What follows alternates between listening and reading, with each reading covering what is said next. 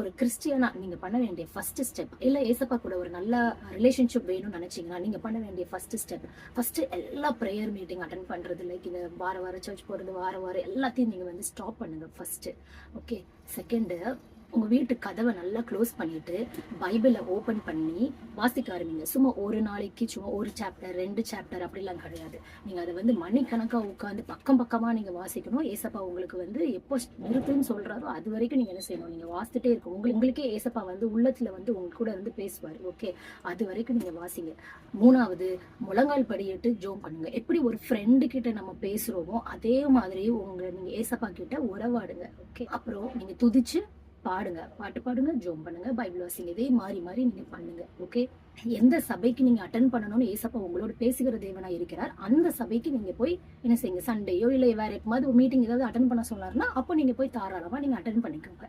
ஏசப்பா உங்களுக்கு வந்து டூஸ் அண்ட் டோன்ட்ஸ் நிறைய சொல்லி கொடுப்பாரு. எது செய்யணும் எது செய்யக்கூடாது அப்படின்னு நிறைய சொல்லி கொடுப்பாரு. பரிசுத்த ஆவியானவர் உங்களுக்கு கைட் பண்றதுக்கு ஏத்தாப்புல நீங்க ஒண்ணு செய்யுங்க, நீங்க செய்யுங்க.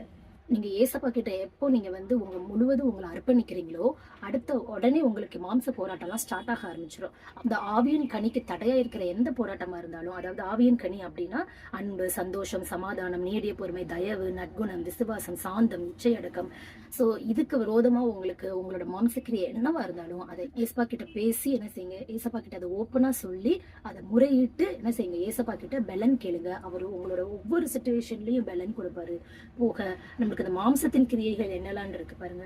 விபச்சாரம், வேசித்தனம், அசுத்தம், காமவிகாரம், விக்கிரகாராதனை, பில்லி சூனியம், பகைகள், விரோதங்கள், வைராக்கியங்கள், கோபங்கள், சண்டைகள், பிரிவினைகள், மார்க்கப்பேதங்கள், பொறாமைகள், கொலைகள், வெறிகள், களியாட்டுகள் முதலானவைகளே.